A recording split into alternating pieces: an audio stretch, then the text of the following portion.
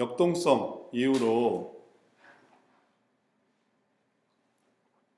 보는 과목 정보다라는 거는 이제 알고 계시는 거고, 말 그대로 어떠한 방법으로 성경적 상담을 할 것인가. 그래서 원리는 역동성에서 이해하는 거고, 이제 구체적인 다가가는 것이나 또 행하는 것이나 이런 것들은 다 이 방법론에서 이루어지겠고, 그러한 방법론을 우리 잘 이해해 보면서 또 강의를 진행을 해 가도록 하겠습니다. 우리 먼저 교재를 잠깐 보도록 하죠. 교재에 강의 개요가 잘 나와 있으니까 강의 개요 제가 한번 읽어보죠. 이 방법론은 성경이 피상담자의 마음에 대하여 말씀하고 있는 바를 구체적으로 실천하고 적용하는 방법을 보여주는 것이다. 대부분의 피상담자들은 마음에 관한 문제를 다루려고 하지 않고 대개 외적 변화에 초점을 맞춘다. 하지만 이 방법론을 통해 상담자는 하나님께서 사용하시는 변화의 도구로 각 사람의 삶 속에서 기능을 발휘할 수 있다. 그래서 지금까지 마음에 대해서 말씀하고 있는 바를 어떻게 실천하는가, 적용하는가를 보여주는 거예요. 우리가 변화시키려고 하는 사람들은, 혹은 또 단지 피상담자나 혹은 일반적인 사람들은, 상담자로서의 모습이 아니라 일반적인 사람들은 다 이 외적 변화에 초점을 맞춰요. 그래서 외적인 변화를 어떻게 이룰 것인가에만 초점을 맞추기 때문에 마음에 들어가진 않는 거예요. 요즘 한창 이야기를 나누고 있는, 우리 교계에서 이야기를 나누고 있는 성품 교육, 품성 교육, 뭐 비슷한 표현인데, 이런 것도 외적 변화에 초점을 맞추는 거예요. 그럼 왜 이렇게 외적 변화에 초점을 맞출까? 성경은 외적 변화에 초점을 맞추는 게 아닌데, 성경은 내적 변화에 초점을 맞추고 있는데, 왜 관심사가 이 겉으로 드러난 모습, 그래서 어떤 성품, 품성, 이런 것들이 마음으로부터 나오는 거라면은 될 수 있겠는데, 왜 여기에 집중하고 있는가 한다면 시대 흐름에 편승하고 있는 거죠. 시대적으로 성품 교육에서 보여주는 그런 어떤 좋은 성품, 좋은 품성, 이런 것들에 대한 요구가 있는 거예요. 그런 요구에 맞추는 거죠. 소비자의 니드가 있는 거예요. 그럼 그 니즈에 대해서 이제 대응하려고 하는 것, 그럼 그것은 성경적인 어떤 관점과는 좀 다른 얘기가 되는 거예요. 그래서 그 자체도 자연스럽게 뭐가 되냐면은 그게 결국은 비성경적인 얘기가 되는 거죠. 뭐 비성경적인 게 다 심리학적이다라고 말할 수는 없는데, 이제 이 행동의 변화에 초점을 맞추는 면에서는 좀 일맥상통하는 점이 있어요. 영향 관계가 어찌 하든지 간에 잠시 이 관계를 한번 좀 짚어보고 넘어가 보도록 하겠습니다.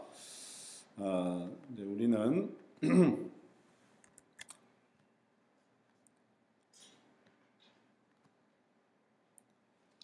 이제 성경적 상담을 하려고 하고요. 그만큼이 이제 성경적 상담이에요.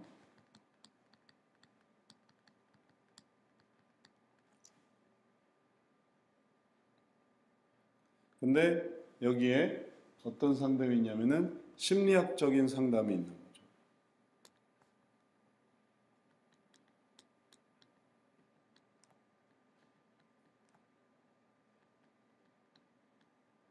그럼 심리학적인 상담을 이렇게 띄워놓으면 이제 문제가 있는데 뭐냐면은 성경적인 상담도 아니고 심리학적인 상담도 아닌 그 제3의 상담이 있어요. 심리학적 이론에 근거하지 않은, 그렇다고 성경적이냐? 그런 것도 아닌, 그러면 이거를 뭐라고 말하냐면 비성경적 상담이라고 할 수 있겠어요.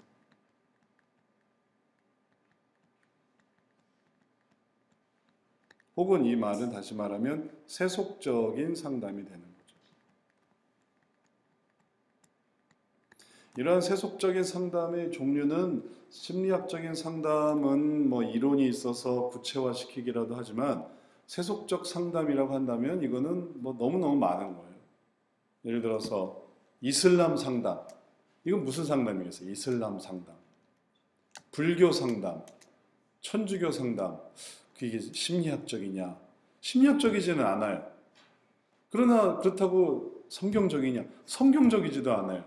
그럼 제3의 상담, 세속적 상담이 되는 거예요. 그러면 다 인간의 본연의 그런 어떤 필요와 그리고 요구와 이런 부분에서 영적인 어떤 요구를 맞춰줘야 한다라는 상담도 있어요. 심리학과는 아무 상관이 없는데 영적인 명상을 통해서 그리고 요가 혹은 또 수행 혹은 어떤 영적 통찰을 통해서 상담을 한다. 이런 것도 있어요. 이런 것들이 다 그러면 심리학적이냐? 심리학에 딱 들어가는 건 아니에요. 성경적이냐? 성경적인 것도 아니에요. 그 나머지 그냥 세속적 상담으로 우리가 구분을 할 수가 있겠어요. 그런 면에서 방금 제가 말씀드렸던 성품교육, 품성교육도 이러한 세속적 상담으로 변질되어져 가고 있는 거죠. 왜냐하면 성경적이냐라고 할 때는 성경의 성품, 품성이 이렇게 나타나질 않거든요. 그랬으면 옛날에 발견을 했겠죠. 하나님께서 우리에게 주신 성품이 있고 성품을 개발해야 된다. 그러나 성품과는 전혀 상관이 없어요. 그럼 성경에서 뭐라고 말하냐면 성령의 열매다. 성령이 내주하시니까 성령의 열매로 맺혀지는 거지. 성품, 품성, 외적인 그런 어떤 모습으로 나타나는 것은 오직 내면의 변화에서부터 나오는 것뿐이다. 이러니까 용어부터가 어색한 거예요. 성경의 용어를 쓰는 게 아니라. 그래서 이런 면이 이렇게 변해져 가는 것이고, 그런 어떤 상황 속에서 우리들은 외적 변화에 초점을 맞추지 않고 내적인 변화, 우리가 지금까지 했던 그 역동성을 어떻게 해나가는가, 여기에 초점을 맞추는 거예요. 그리고 이제 이러한 일들을 통해서 이제 구체적으로 역동성을 활용해 볼 수 있는 거죠. 그래서 역동성 하나만으로는 좀 부족하고 그것을 통해서 방법론을 알아야 어떻게 다가가는가를 볼 수 있습니다. 여기에 대해서 목차를 보겠지만 이제 이 그림을 하나 보여드리고 싶고 이제 그림을 이제 계속 우리가 보게 될 텐데요. 이 안에 역동성이 있습니다. 이제 마음이 변화되어지는. 그럼 이제 이 마음이 변화되어지는 이 과정, 우리가 본 이 그림은 그 사람의 이제 마음속 깊은 부분을 보여주는 거죠. 근데 이 마음이 이제 어떻게 접근을 하냐? 그의 이 악한 마음과 작지만 뭘 의미하는지는 아시겠죠? 좀 확대하면 이렇게 되는 겁니다. 이렇게 보여지죠. 자, 그래서 여기 이제 접근하려고 하는 거예요. 또 여기로 만들려고 하고 하나님의 은혜를 이렇게 전하려고 하고 그래서 이런 가시가 이러한 열매로 바꾸려고 하는 거 우리가 지난 달에 우리 마음에서 다 봤습니다. 근데 그러려면 이 부분을 이제 행하려면 이제 뭐가 돼야 되냐면은 이게 이 속에 있는 마음에 이제 들어가야 돼. 이런 식으로.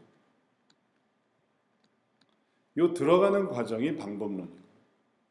마음이 어떻게 변화되는지 알겠는데 어떻게 들어가느냐. 이건 이제 다른 거죠. 불 속에 사람이 있어요. 불 속에 사람이 있다는 건 알겠어요. 근데 어떻게 들어가냐. 그 불을 어떻게 해치고 들어가냐. 그러니까 준비가 필요하고 작전이 필요한 거예요. 떨어질 것 같은 그런 모든 구조물과 혹은 흔들리는 그런 상황에 그냥 무작정 냅다 들어갔다가 그냥 다 같이 죽을 수 있는 거죠. 좀 더 여유를 갖는 불도 좀 아주 촉박한데 물도 좀 촉박해요. 물도 여유가 이렇게 넘치는 건 아니에요. 근데 이런 경우는 이렇게 뭘 하나 잡고 있다. 뗏목을 하나 잡고 있다. 물 속에 떠 있어요. 그가 막 허부적 되는 건 아니에요. 그럼 어떻게 다가갈 것인가? 그럴 때 방법이 필요한 거예요. 그래서 이 방법을 우리가 잘 이해해야 되겠습니다. 그래서 이게 가족 같은 경우는 이미 반은 뚫고 들어가요. 왜냐하면 가족이니까. 근데 이거 처음 보는 사람이면 난생 처음 보는 사람이에요. 이 사람 무슨 의도를 갖는지도 모르고 또 어떤 생각을 하고 있는지도 모르고 사전 정보가 전혀 없이 아는 사람도 아니고 제가 상담을 받겠다고 오는 사람의 경우에 어떻게 그 사람을 이해하며 들어갈 것인가의 문제는 되게 난감한 부분이 되겠죠. 그래서 이제 방법론이 필요한 것이죠. 뭐 반은 접고 들어간다 하더라도 들어가다 보면은 어느 부분에서는 막혀 있어요. 얘가 완전 이거를 아주 철통같이 지키고 있는 거예요. 그래서 뭐 절대 얘기 안 해. 그러면 어떻게 되냐면은 일로 이렇게 돌아가야 돼요. 너무 익숙한 부분, 이쪽 부분은 너무 익숙한 부분이라서 이미 말을 하지 않기로 작정을 했단 말이에요. 얘가 아니면 이 사람이, 이 남자가, 이 여자가, 남편이나 아내가, 그럼 이 부분을 한계에 이르렀는데 이걸 계속 이렇게 붙들고서 이걸 하려고 하면 도달할 수가 없는 거예요. 그때는 어떻게 하냐면 방향을 틀어서 전혀 예비치 않았던 혹은 익숙치 않았던 다른 부분으로 들어가서 다시 뚫어야 돼요. 이렇게. 이것도 안 되면 또 이렇게. 그러다 보면 뚫리는 데가 있어요. 그 사람이 약한 부분이 있어요. 그래서 뚫리는 거예요. 이걸 전도에 응용을 해봐도 전도가 이걸 하다가 이걸 하는 동안 시간이 흐른 거예요. 이거 해도 안 돼, 이거 해도 안 돼, 이거 해도 안 돼. 정말 이 사람 정말 아주 단단히 준비를 했구나. 그랬는데 이쪽으로 가니까 여기에는 약한 부분이 있는 거예요. 그럼 이 부분이 되는 거예요. 그런 명언 중에 그런 말이 있더라고요.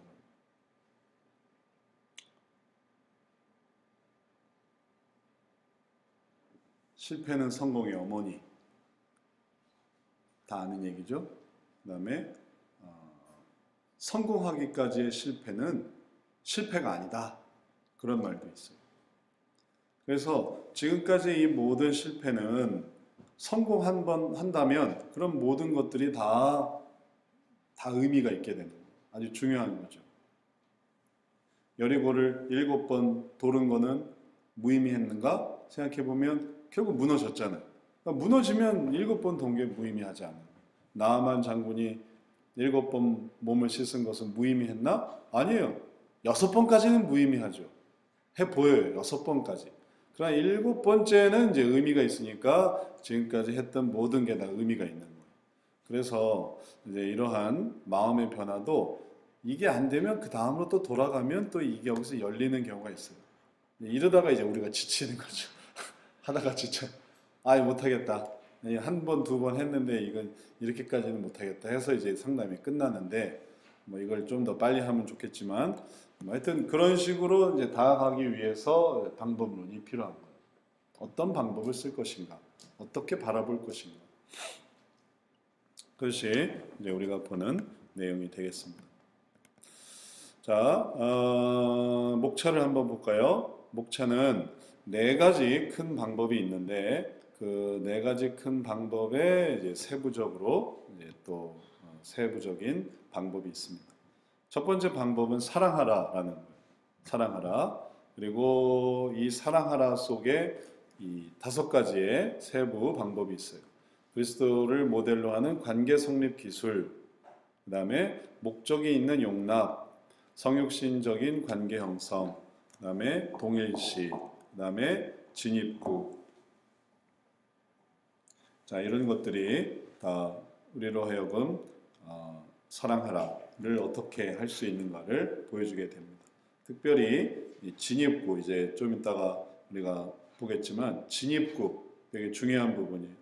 진입구는 우리가 아까 봤던 이 그림에서 이게 나아가게 되면 진입구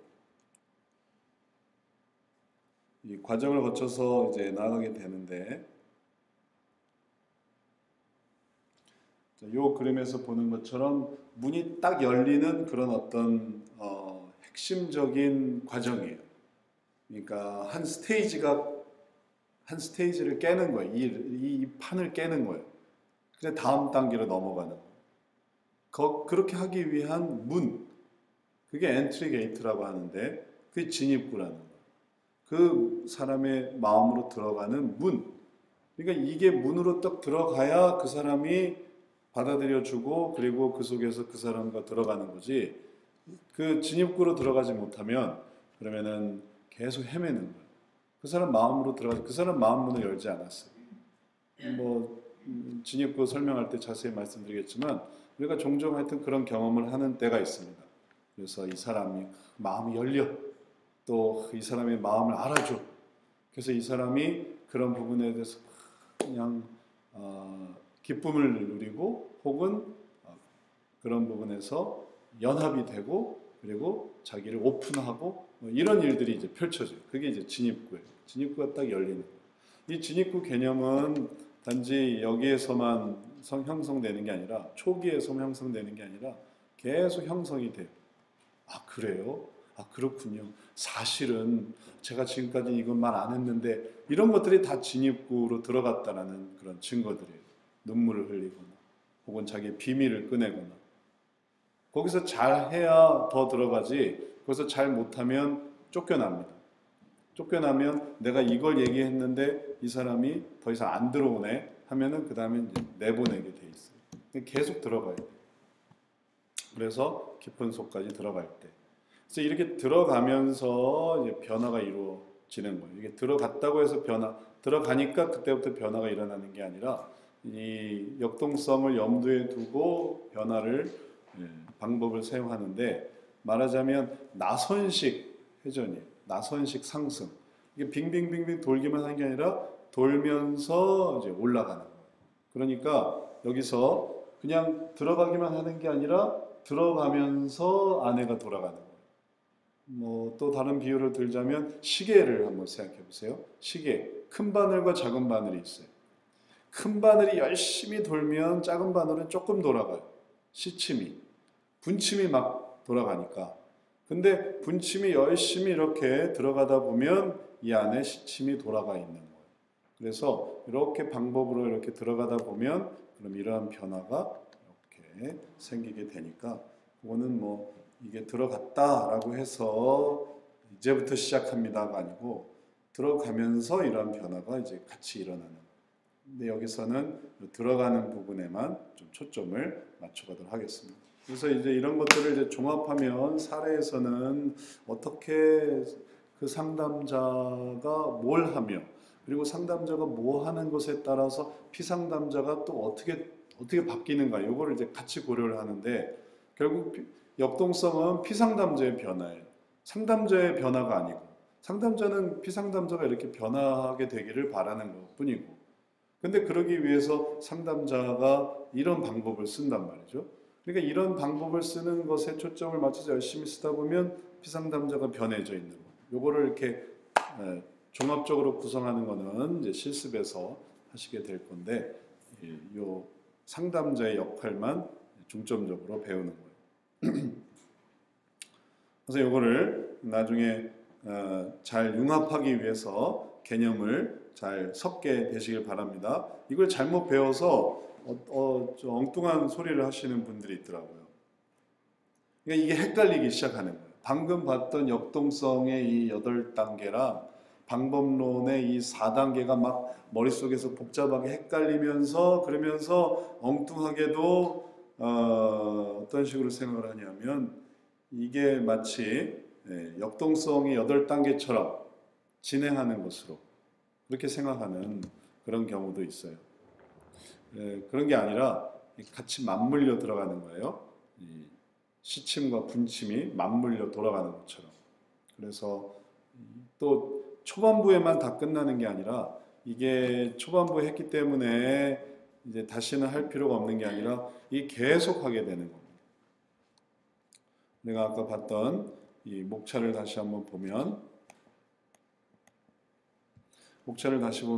이 5가지의 사랑이라는 게 친밀한 관계를 세우는 이 5가지의 사랑이라는 게 처음에만 다 사랑해주고 그 다음에는 안 해도 된다는 게 아니에요. 이거는 계속 묻어가는 거예요.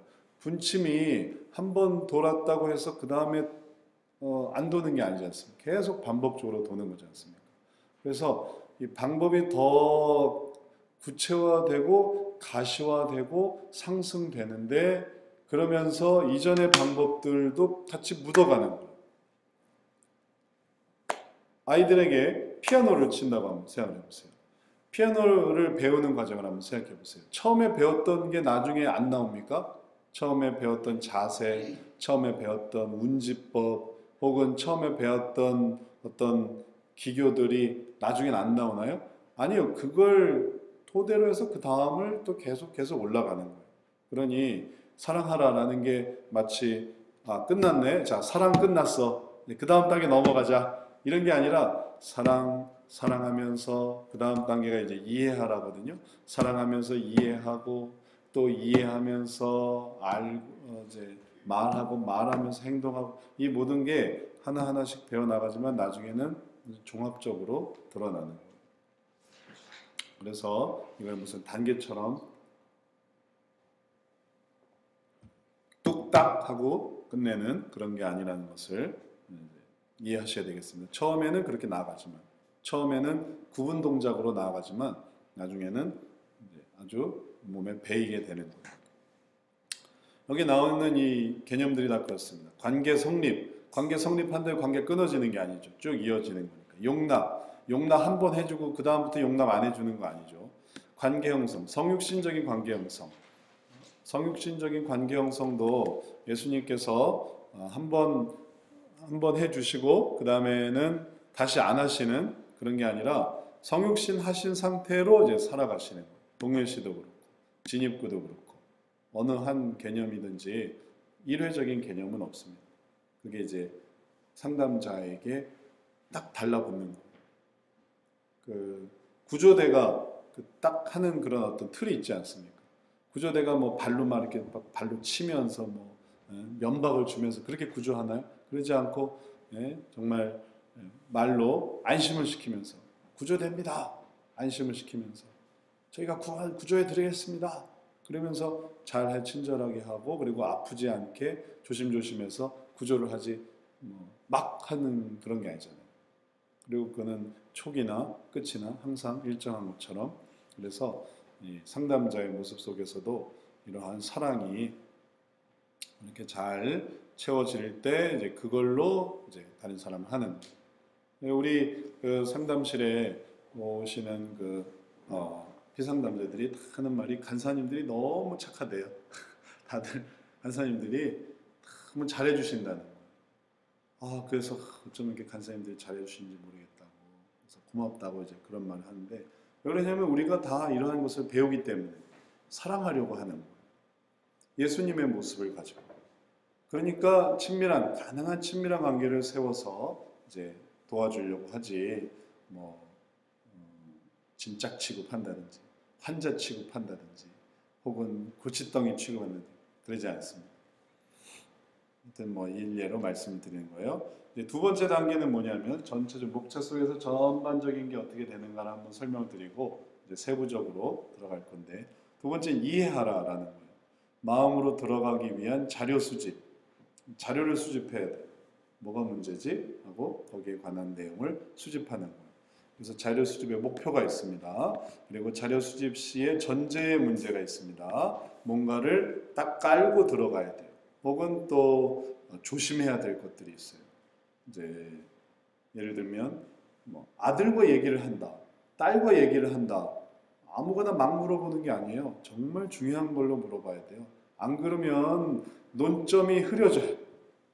그래서 정말 알고자 하고 정말 알아야만 하는 내용은 모르게 되고 얘기를 하다 보니까 괜히 화가 나. 싸우게 돼. 알지 않아도 될 것을 자꾸 알아가니까 이게 비틀리는 거예요.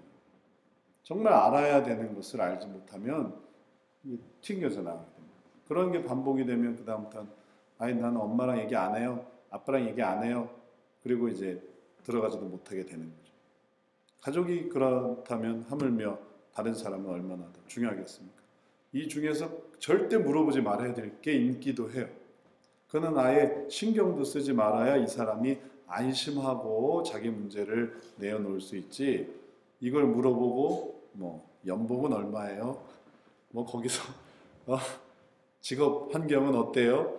이게 그래서 이게 의식이 되기 시작하면 이 사람이 나의 문제에 관심이 있는 게 아니라 지금 나의 어떤 환경에 관심이 있구나 해서 이게 이렇게 변질되기 시작하면 엉뚱한 자료들이 수집이 되면서 그러면서 이제 복잡한 일들이 일어나고 그러면 그 사람 마음으로 들어갈 수가 없는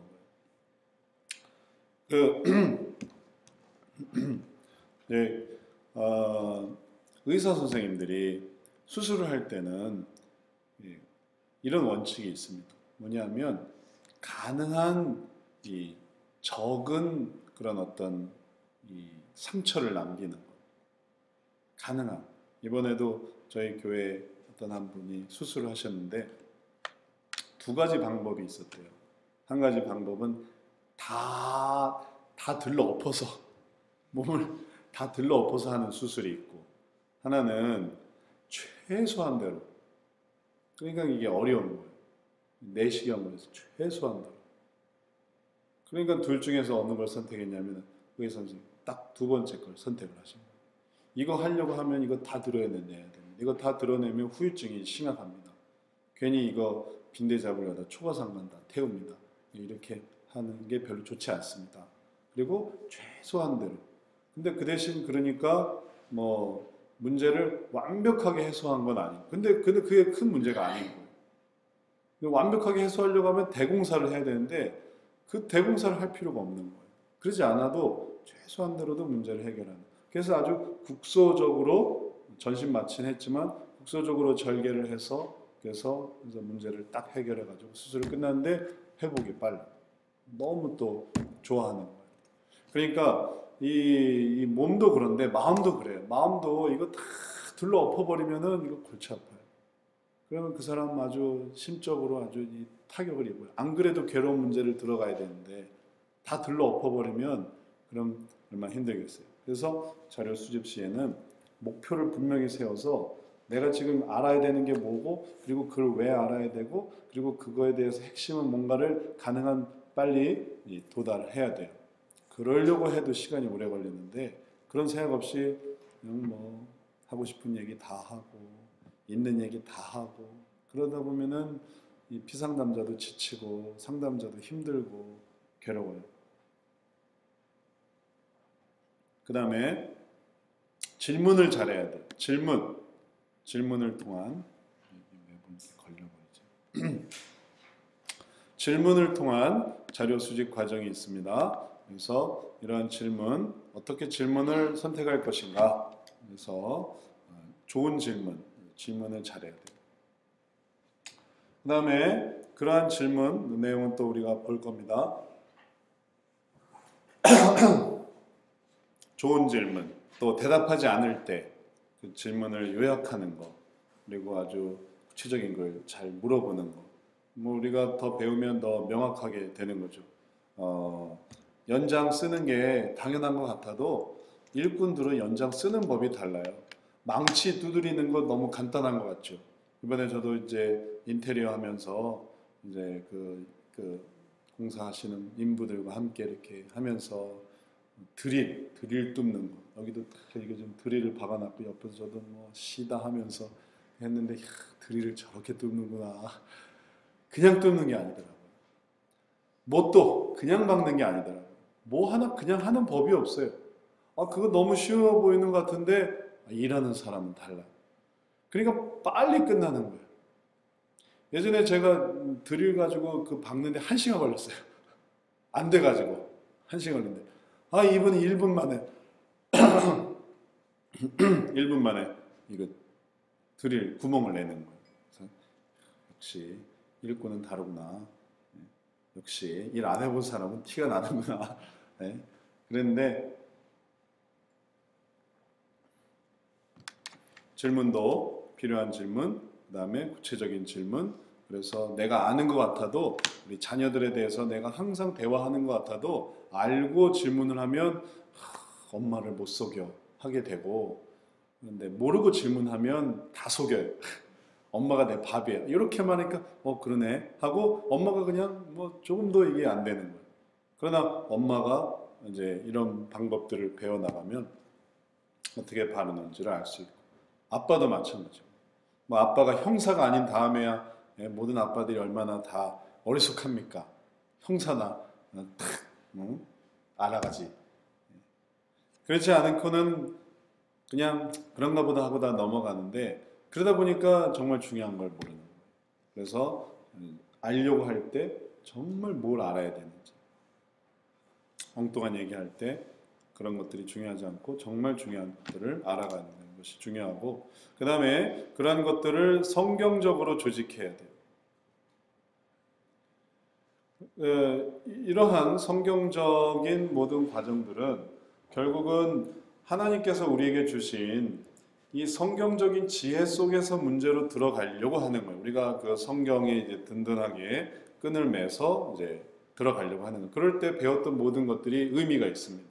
그래서 예수님께서 물으셨던 모든 질문이나 그런 것도, 그래서 그때 그렇게 예수님이 그런 질문을 하셨구나. 그런 것들이 다 이해가 되면서 성경으로 돌아오게 되는 거예요. 성경에 분명한 근거를 갖게 되는 거예요. 성경을 그냥 문자로 써주고 보내주고 혹은 외워주고 그러는 걸로만 끝나는 게 아니라, 이게 내가 이유가 아는 거예요. 그래서 그 말씀이 그런 의미가 있었구나. 성경적으로 조직이 돼야 되는 거죠. 그럴 때 성경적 상담인 거지, 그러지 않고 성경하고 상관이 없어요. 그러고서 뭔가를 하긴 하는 것 같은데 성경으로 돌아오지를 않아. 그리고 그냥 나가버려요. 그러면 이제 이게 아까 우리가 말한 제3의 상담이 되는 거예요. 제3의 상담. 성경적 상담은 다 성경으로 돌아오게 됩니다. 성경적 가치와 성경의 의미와 하나님의 그 모든 인과관계로 들어오면 말씀이 이게 이래서 이런 말씀이구나 라는 것이 이해가 되니까 그게 이제 발전이 되는 거예요. 근데 그러지 않고 비성경적인 상담, 세속적 상담은 뭔가를 말하는 것 같은데 결국은 어디 가 있나 해보니까 결국은 처음에 뭔가 말하는 것 같은데, 근데 한참 지나서 어디로 가 있나 했더니 여기 와 있어요. 이상한 일이죠. 오히려 데리고 나오는 역할을 한 거예요. 분명히 여기서 출발을 했는데, 내가 여기서 출발을 했으면은 오히려 나는 이리로 올 것 같은데 이리로 오는 거예요. 이번에 해외 토픽에 보니까 알프스를 가려고 하는 사람들이 프랑스를 갔대요. 왜 그런가 했더니 운전사가 내비게이션에 동일한 지명이 2개가 나왔는데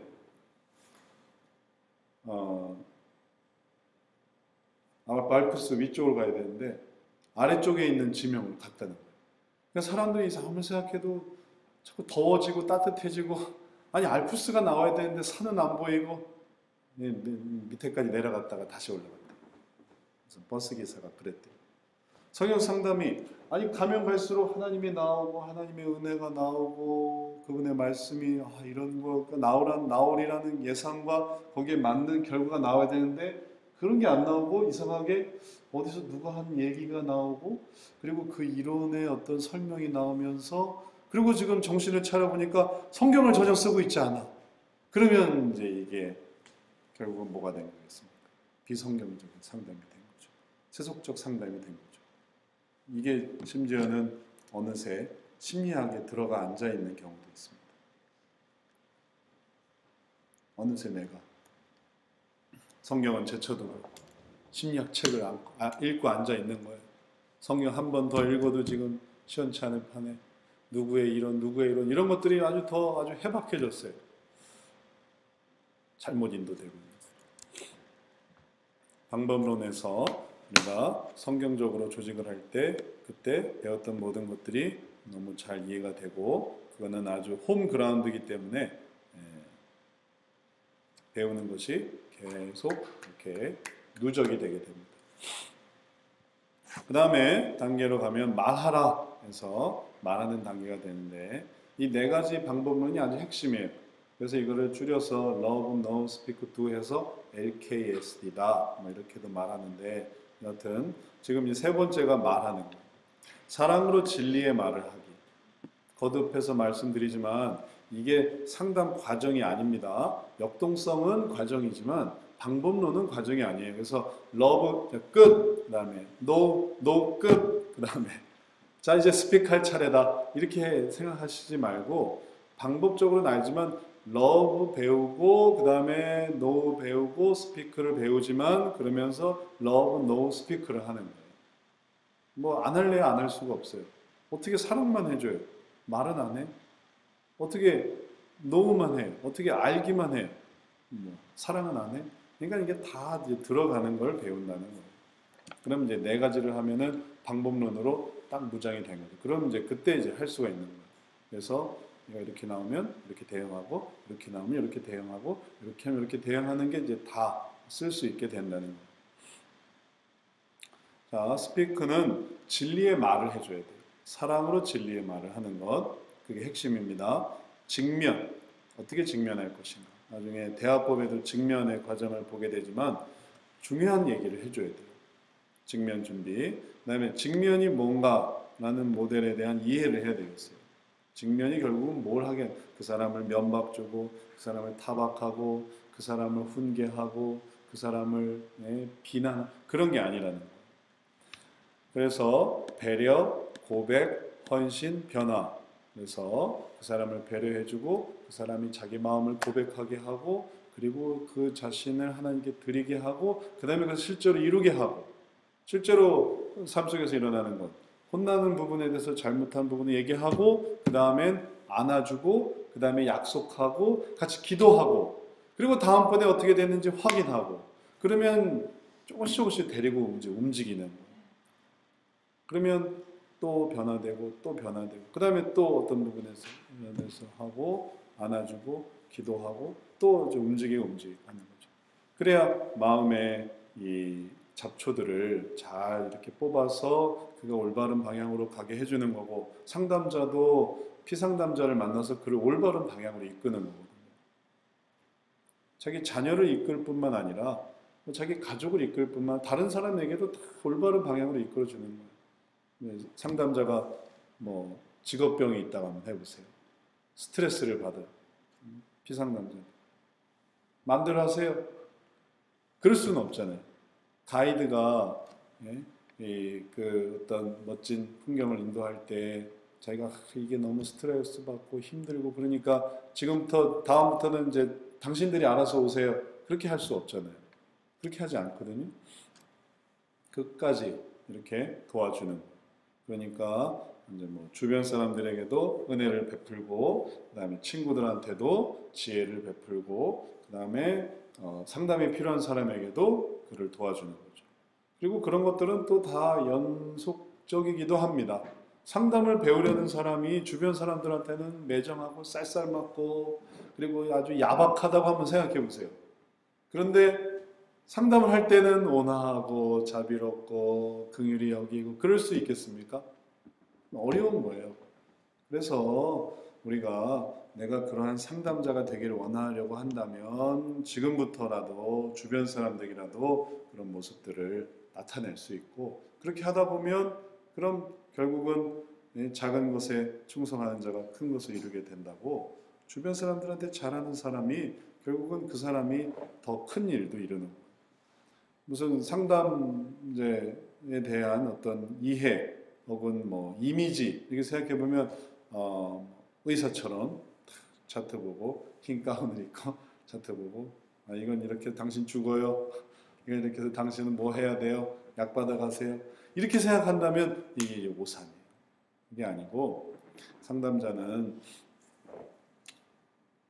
동반자 하나님이 이루시는 변화에 하나님이 이루시는 치유에 회복에 데리고 가는 사람이에요. 그러니까 그 사람을 잘 끌어서 가는 거죠. 때로는 아주 극단적인 악순환도 잘 데리고 돌아와서 하는 거예요. 저도 이제 그 정신과적인 문제로 그러니까 하도 제가 약 안 먹어도 가능하다, 상담이 가능하다, 변화될 수 있다 하니까 이제 약 먹던 사람들이 많이 찾아와요. 그런데 약 먹는 수준이면 하여튼 대화 내용이나 혹은 또 삶의 수준이 아주 악순환 중에 악순환이란 말이에요. 그냥 계속 괴로움이 많이 있어요. 그런 것들을 참고 인내하고 그리고 또 얘기 들어주고 또 얘기 들어주고 방금 얘기한 거 또 얘기해주고 또 얘기해주고 또 얘기해주고 그럼에도 불구하고 또 마음이 불안할 때 또 격려하고 그래서 이렇게 잘 데리고 돌아와서 하는 일들이 힘들어요. 쉽진 않단 말이에요. 하지만 그 일을 하는 거는 원래 목회에서도 그런 일을 하는 거니까. 그리고 신앙인으로서 또 하나님께서 주신 달란트를 돕고자 하는 그런 마음이 있으니까 그런 어려운 부분도 이제 하게 된 거예요. 그러니까 그렇게 하다 보면 보람이 있어요. 그래서 상담을 뭐 대여섯 시간씩 이렇게 이어서 하다 보면 이 사람 이제 얘기 1시간 케이스 하고 그 다음에 또 다른 사람 1시간 케이스 하고 또 다른 사람 1시간 케이스 하다 보면 이게 또 막 섞이기 때문에 섞이지 않으려고 열심히 적고 적은 거 얼른 들여다보고 그래서 말하면서 보고 막 그렇게 하는데 그게 시간이 가지만 힘들지만 보람이 있어요. 왜냐하면 그만큼 움직이는 게 있기 때문에. 직면도 그 자체는 힘들게 느껴지고 어렵게 느껴질 수 있지만 그게 결국은 뭐가 되냐면 변화까지 나가게 돼요. 그가 변화되고 그가 그럼 이제 제가 약을 한번 끊어보겠습니다. 네, 잘했다고 끊어보라고. 그래 이런 문제가 있는데 그럼 이제 이렇게 대처하면 저렇게 대처하면 된다고. 그렇게 이렇게 하다 보니까 어느새 약을 끊어 있는 거예요. 소원이 이루어진 거예요. 그리고 변화가 이루어진 거예요. 그런 식으로 하는 모든 과정들이 바로 우리가 어떻게 말을 하는가. 말하는 것도 마음을 담고 있으면 괜찮아요. 어조를 말하는 게 아니에요. 혹은 뭐 사투리 여부를 따지자는 게 아니에요. 마음이 뭔가만 중요해요. 마음을 어떻게 갖고 있는가 하면은 그 마음이 그 환경을 만들어요. 내가 그 마음을 갖고 있습니다. 그래서 그런 어떤 좋은 모습을 보여주는 거예요. 그러니까 이렇게 되어지는 거죠. 그러니까 상담을 할 줄 안다, 상담을 하는 사람이다 라고 한다면 나쁜 사람이 아니라 좋은 사람이고 또 좋은 일을 할 수 있는 사람인 거죠. 네 번째 단계는 행하라 라는 거예요. 이것만 하고 우리 10분 쉴 건데 좀만 더 합시다. 매일의 삶 속에 적용되는 변화에 대한 하나님의 계획. 그러니까 하나님의 계획을 매일의 삶 속에서 적용하는 거예요. 하루하루. 결국은 순환이에요. 순환. 어떤 것도 일회로 끝나지 않습니다. 아침에 일어나는 것도 순환이에요. 밥 먹는 거 얼마나 순환됩니까? 혹은 공부하는 거 반복되는 거예요. 우리가 눈 뜨고 일어나서 하루가 끝날 때까지 하는 모든 일이 다 순환이에요. 씻는 것도 순환, 자는 것도 순환, 그리고 또 시간 맞춰 오는 것도 날마다 모든 게 그게 어제와 같았던 일이 오늘 또 일어나고 있어요. 그러면서 이게 악순환되면 인생이 피폐해지는 거고 선순환되면 이것이 열매를 거두게 되는 거예요. 우리가 그런 어떤 순환을 그래서 나무가 1년 지나고 2년 지나고 3년 지나고 이 사과나무는 심어서 열매를 맺기까지 7년이 걸린대요. 7년 만에 열매를 맺게 되기까지 그 순환을 견디어 이겨내게 하는 거예요. 그럼 이제 열매가 맺혀지는 거죠. 그렇게 하기 위한 우리들의 해야 할 일, 책임감, 그 다음에 구체적인 행동 목록, 그 다음에 뭐가 뒤틀어질 수 있는가, 마음의 장애 문제, 뭐 때문에 이게 잘 가다가 뭐 때문에 이렇게 뒤틀어질까, 이런 부분을 또 생각해야 되겠고, 성경적 활동 계획, 이거는 또 신앙과 관련이 있습니다. 그래서 신앙생활이 또 그것을 도와주고 있어요. 우리가 주일에 꼬박꼬박 예배를 드리지 않습니까? 성경도 꼬박꼬박 읽고 기도도 꼬박꼬박 하지 않습니까? 근데 요게 이렇게 잘 접목이 되면 그 사람의 애초의 문제와 연결이 되는 거예요. 그 전에 그 야뇨증으로 고생하던 딸과 엄마를 상담한 적이 있는데 이분이 성경적으로 이 문제를 해결하고 싶다고 이 문제를 가지고 정신과를 가서 얘랑 정신과 상담 이걸 하고 싶지 않다고 그래서 이제 상담을 하게 됐어요. 야뇨증. 그래서 이제 얘기를 하다 보니까 이제 부모님의 어떤 갈등도 있고 거기서 얘가 이제 두려워한 마음도 있고 그리고 또 오줌을 쌌는데 쉬를 했는데 또 부모님이 평소에 안 하던 또 아주 그 자비로운 행위를 또 그때 또 보여주는 거예요. 이때 혼내면 기죽는다. 그러니까 평소에도 그러면 좋을 텐데 평소에는 잘 그러지 않다가 이게 이제 징계를 좀 해줘야 될 때는 또 괜찮다. 그리고 엄마는 묵묵히 또 빨래를 하고 아빠는 또 데리고 자고 그러니까 얘가 그런 부분을 서서히 좋아하게 된 거예요. 아무 의식이 없게 된 거예요. 그래서 그걸 조금씩 바꾸고 엄마는 올바른 생각을 아빠는 또 올바른 생각을 어떻게 해야 되는지 또 듣고 실천하고 또 딸에게는 또 해주는 게 뭐냐면은 자기 전에 기도하는 거. 그럼 자기 전에 기도하는 걸로 그 여러 가지 엄마, 아빠, 딸의 악순환 속에서 올바른 방향으로 갈 수 있는 하나의 활동 계획이 세워진 거예요. 자기 전 기도하는 거는 아무 의미가 없는 것일 수도 있었는데 연결시키는 거죠. 함께 기도하는 거, 또 함께 예배 드리는 거, 뭐 같이 교회를 가는 거, 이런 모든 것들이 잘 생각해 보면 연결고리가 있습니다. 그런 것들로 만들고 평가하고 남은 문제를 다루고 상담 종교를 준비하는 거. 이러한 과정들이 정말 방법론이라는 그 타이틀에 맞게 상담자로 하여금 어떤 방법들을 가질 수 있도록 돕는 거예요. 이거를 이제 처음에 듣는 분들은 뭐 그런가 보다 하겠지만 이게 이제 한 바퀴 돌아서 이제 실습을 끝내고 듣게 될 때는 이게 구체적인 상담자가 하는 일이에요. 그걸 해줘야 된단 말이에요. 그게 한 단계 한 단계 지나면서 해주는 일이에요. 그래서 과제를 내주고 과제에 대해서 평가를 해주고 그리고 또 어려운 부분을 같이 나눠주고 그걸 잘 할 수 있도록 결국은 모든 악순환 속에서 선순환으로 바꾸기 위해서는 이 선순환을 설명해 주는 거죠. 이게 심리학적인 상담과 비교해 본다면 천지 차이예요. 심리학적인 상담은 그런 거 하나 없어요. 다 자기들이 알아서 하는 거예요. 왜 일일이 계획까지 세워주고 이 엄마 노릇하냔 말이에요. 그러나 변화시키기 위해서 성경적인 과정은 이미 그가 할 수 있는 수준을 넘어서고 있습니다. 말하자면 그가 혼자 할 수 있는 수준을 넘어서서 도움을 주는 거예요. 아이디어를 주는 거예요. 뭐 평생 한번 내가 내 머릿속에서 뭐 선물해 줄 생각을 못하고 혹은 뭐 고맙다는 말 한마디 못하고 혹은 어떻게 해야 될지 모르는 사람이 있을 수 있는 거예요. 그럴 때 이렇게 해주라고. 이런 것들은 정해진 게 아니라 그런 방향으로 계속 개발되어야 하는 거예요. 그리고 또 상담자가 하나님 안에서 지혜를 받아서 이 사람이 원래 이런 삶이었는데 정반대되는 삶이 뭘까 하다 보면 안 주고 안 받고 안 쓰고 안 먹는 그런 삶에서 반대되는 삶을 생각해 보면 그러면 주기도 하고 쓰기도 하고 나누기도 하고 베풀기도 하는 그게 또 반대되는 삶이니까 그런 것들로 연계시키는 것입니다.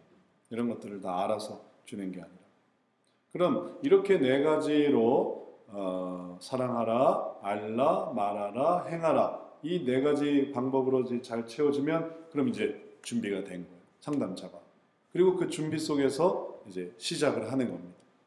그러면 불특정 다수에게로 나아갈 수 있어요. 처음 보는 그 누군가에게로 나아갈 수 있어요.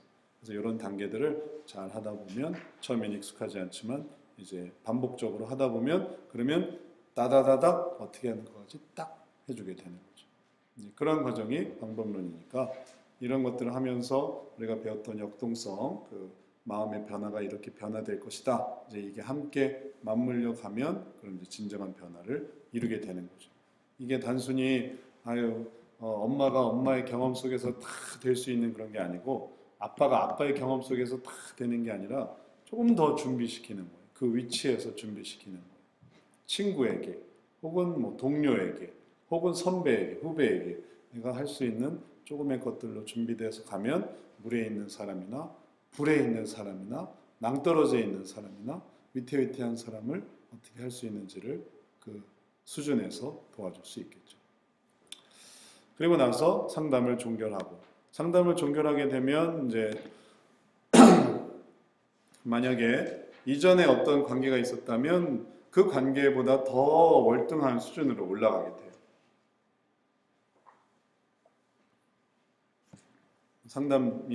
상담이라고 한다면 정말 상담 환경에서는 상담 오기 전에 관계인 상담 종결해서 이제 끝나는 그런 관계가 되겠고 일상적인 관계였다면 그냥 단순한 관계에서 되게 친밀한 관계로 이런 일들을 경험할 수 있게 되겠죠. 자, 이렇게 전체적으로 네 단계로 우리가 이번 달 4월 한 달 동안 이제 방법론을 살펴보겠고 그러면서 역동성과 이렇게 맞물려 들어가는 상담자의 이 역할 이런 것들을 저희가 함께 보도록 하겠습니다. 자, 지금까지 한 거에 대해서 혹시 궁금한 거 있으실까요? 없으면 우리 10분간 쉬고 또 구체적인 내용으로 들어가 보도록 하겠습니다. 10분간 쉬겠습니다.